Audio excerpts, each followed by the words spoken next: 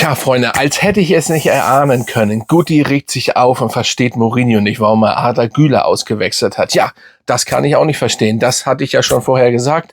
Und es geht wieder von Anfang los. Ja, nicht positiv, sondern ja, vielleicht auch nicht negativ, aber wieder mit Action und News über Beschweren etc. pp. Hala Madrid, Freunde. Schön, dass ihr dabei seid. Ja.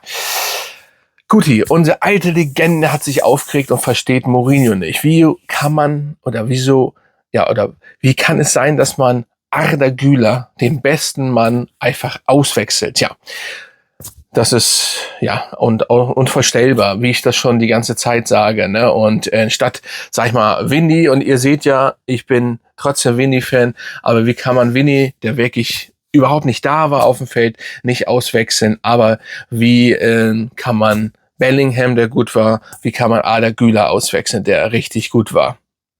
Und das an Mourinhos Stelle. Und ich hätte eigentlich auch erwartet, dass Mourinho das versteht. Mourinho ist Mourinho. Bei Arbeloa, okay, bei Ancelotti, ja, da hätte ich es verstanden. So.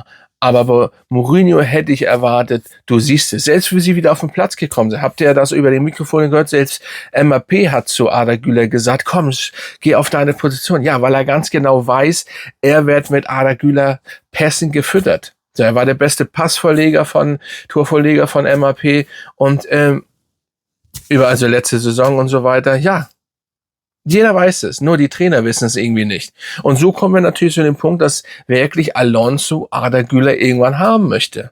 So, das ist so. Also ich kann das nicht nachvollziehen. Ich kann das einfach irgendwie nicht nachvollziehen. Weil, wie kann man überall sind die Statistiken von Arda Güler top. Überall. Nur trotzdem, es ist egal. Man wechselt ihn einfach aus. Statt zum Beispiel Valverde auszuwechseln als erstes. Weil Valverde war nicht gut. Den hätte ich schon zur Halbzeit ausgewechselt. Egal, ob er Kapitän ist. Er war einfach nicht gut. Auch beim Gegentreffer stand er nicht da, wo er stehen sollte. Und dann hat er sich noch aufgeregt. Tja. Aber nein, es wird wieder auf den Türken, der wirklich, ich meine, man muss sich vorstellen, er hat ja eine Mentalität, die wirklich ruhig ist, die ist so wie sich, es gehört sich so, er macht das richtig, aber ich kann es auch verstehen, wenn er irgendwann mal was sagen würde oder sein Gesicht widersprechen. Das gab es ja schon bei Ancelotti, glaube ich, oder bei Arbeloa gab es schon, weil irgendwann kommt der Punkt, auch bei Arda Güler, dann ist vorbei, weil es kann nicht sein, dass das so weitergeht. So, vor allen Dingen nicht, es liegt ja da, guck mal, wenn er nicht gut wäre, wenn er einfach irgendwie unauffällig rumspielen würde, wenn er schlecht wäre, dann kann man das ja verstehen, okay, da muss Arda Güler mal runtergenommen werden, aber er ist einfach immer top. Und selbst wenn man ihn mal 10 Minuten nicht sehen sollte auf dem Feld, heißt das noch lange nichts, dass der kann in der 89. Minute einfach den Todespass spielen. So, und das begreife ich nicht. Warum spielt Arda Güler nicht durch? Der Junge muss durchspielen. Jedes Spiel. So, ich will nicht sagen, dass man den Kapitän machen soll, das jetzt nicht, nein, aber gleich. Aber ihr wisst, was ich meine. Und dann muss er auf seiner Position spielen. So, nicht da, wo Jan Diomande normalerweise spielt. Der wurde ja gegen ihn ausgewechselt. Also was ist das alles? Das verstehe ich nicht. So. Und natürlich könnte man jetzt so ein bisschen lächeln. Wir haben gewonnen, 1-2 oder 2-1 gewonnen. Man will jetzt auch nicht oder ich möchte jetzt auch nicht wieder extrem, wieder negativ. Aber Barca hat 5-0 gewonnen. Da läuft es. Da läuft irgendwie alles. Egal, ob die neuen Spieler, es läuft. So, schlimm genug. Und wir haben schon wieder, jetzt kommt Guti, ich kann ihn verstehen, aber das ist wieder von außen, da kommt wieder was. So, und wenn es um Arda Güler geht, ich meine, jeder begreift es doch langsam. So, dann muss man doch als Trainer das auch begreifen. Ich meine, was geht dir denn, guck mal, meine Frage ist, überlegt euch das mal. Meine Frage ist, was geht denn ein Trainer vor, um Arda Güler auszuwechseln?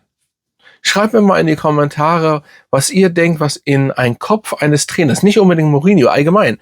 Ich meine, Ancelotti, Arbeloa, alle haben ihn ausgewechselt. Also erklärt mir bitte, was geht denn... Man sieht, dass Bellingham und Arda Güler die besten Spieler sind. Wie komme ich denn auf die Idee, die auszuwechseln? Bei einem Stand von 1-1, glaube ich, ja. 1-1. Und man kann nicht von Sinnen sein oder man muss nicht mehr ganz dicht sein. um dann diese Spieler auszuwechseln. Was passiert da? Erklärt mir das. So, bevor ihr oder in der Zeit, wo ihr überlegt, könnt ihr gerne meinen Kanal folgen. Für die Leute, die es noch nicht gemacht haben und die Glocke drücken, das würde mich freuen, weil dann verpasst ihr keine Videos mehr. So, aber trotzdem müsst ihr jetzt überlegen, was muss in einen Kopf vorgehen? Da muss doch höchstens vorgehen, ich mag den Jungen nicht. Oder ich mag die Jungen, ich mag Bellingham nicht. Irgendwie, ja, lass ihn mir mal spielen, aber irgendwann nehme ich ihn raus. Weil es gab doch genug andere Spieler, die nicht gut waren. Die sind nicht ausgewechselt worden vor den beiden. Oder gar nicht ausgewechselt worden. Ne? Wurde Vinny eigentlich ausgewechselt? Glaub nicht, oder? Habe ich irgendwas, weiß ich gar nicht mehr. Ist egal, auf jeden Fall wurde er nicht vor denen ausgewechselt. Und von ihm konnte man leider nicht viel sehen. So. Im Endeffekt war Mbappé auch nicht gut. Unbedingt. Aber der versucht ja immer und der ist eben da, der ist gefährlich und kann aus jeder Situation ein Tor machen. Aber der bleibt drin, genau, siehst du. Und Arda Güler kann aus jeder Situation einen Pass spielen. Warum wird er ausgewechselt? Also das sind so Sachen, das wird auch uns die ganze Saison beschäftigen. So, und Guti hat recht. Ja, das kommt sehr früh, aber und? Guti wird nicht der Einzige sein, der irgendwann noch was sagt. Da werden noch ganz andere kommen. Und gerade bei Mourinho, the Special One, das ist ja, ich habe ja schon letzte Saison gesagt, er lässt auch nicht mehr so spielen wie früher, er ist nicht mehr wie früher. Klar, er macht das mit seiner Attitude weg. Er sitzt da, Mourinho, und klar, der Respekt ist auch da, aber es ist alles anders. Es ist trotzdem anders und es sind so Sachen, die er nicht mehr so richtig macht wie früher. Natürlich hat man sich gefreut, man hat gewonnen, fand ich cool. Und das finde ich auch an Mourinho cool. Der hat schon alles gewonnen, aber er springt selbst bei diesem Sieg auf, der eigentlich selbstverständlich ist, der Sieg da, springt er aber auf und freut sich so, und ist richtig dabei. Ja, das finde ich cool. Aber du kannst nicht Arda Güler raus, nehm doch die richtigen Leute raus. Also das verstehe ich so nicht. Ich war mit meinem besten Kumpel früher auch Trainer. Ne, ich war Co-Trainer in dem Fall. Aber man muss den Spieler rausnehmen, die wirklich nicht gut sind. Oder man lässt Spieler auch gar nicht erst spielen, wenn sie nicht gut sind. Ein Vinny würde vielleicht gar nicht aktuell bei mir spielen. Oder bei uns. Hätte bei uns gar nicht gespielt, weil er gar nicht bei der Sache ist, sondern ganz woanders ist. Ja, dann, wenn er zum Beispiel mit irgendwas anderem beschäftigt ist. Ne? Oder, wie gesagt, ein Valverde hätte ich zur Halbzeit rausgenommen. Ich hätte gesagt, Junge, was war das da für eine Halbzeit? Schluss. So, und es wird ganz merkwürdig. Ich meine, ein Hausen hat durchgespielt. Die Leute da draußen haben ein Hausen auch schlechter gesehen als ein Konate. Ich verstehe das nicht. Hausen war meines Erachtens besser. Was sehen die Leute denn da? So, und das Problem ist, wenn es bei uns nicht so läuft oder so, wie es laufen sollte, dann beobachten uns Leute noch mehr. Wir müssen das langsam mal abschalten. Wir müssen das Madrid werden, was wir mal früher waren. So, das kann so nicht weitergehen. So, und Guti hat recht und es wird noch mehr kommen. Und ich bin gespannt. Ich hoffe, dass Arda Güler nächstes Spiel durchspielt, aber ich sage euch jetzt schon, ich rechne da schon wieder nicht mit. Ich habe da schon wieder ein Gefühl, ich will ja gar nicht negativ, weil dann zieht man das ja, nein. Ich will für den Jungen ja, ne, dass der Güler ist mit der Beste. So. Aber ich sehe jetzt schon kommen, dass das nicht so sein wird. Es sei denn, aber ein Mourinho interessiert das nicht, ob ein Guti da jetzt was sagt.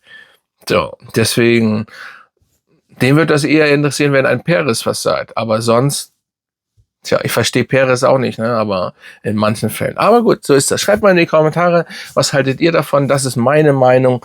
Und das ist jetzt nicht wieder, weil gegen Vinny. Vinny ist einfach, aber er hat das, was er wollte jetzt. Und ich habe auch das im Gefühl. Und ich sprich hier Real Talk, das so. Und ich weiß, dass ich so viel Recht habe, er kriegt sein Geld, er kriegt mehr Geld. Alles andere rundherum in seinem Leben ist wichtiger, habe ich das Gefühl. Und er spielt bei Real Madrid. Wohin soll ich denn sonst gehen? Ich bin schon da oben. Es gibt keine größere Mannschaft. Es gibt keinen größeren Club. Jo. Ich kann nur hoffen, dass er seinen Arsch aufreißt für uns. Mehr sage ich da nicht zu. Ganz einfach. Aber ich habe das Gefühl aktuell, das wird nicht so sein. Schreibt in die Kommentare, was ihr davon haltet. Und da würde ich mal sagen, Hala Madrid. Trotzdem, ne, haben wir gewonnen. Aber es geht schon wieder los. Aber so haben wir wenigstens Gesprächsthema, würde ich mal sagen. Also Hala Madrid und bis zum nächsten Mal.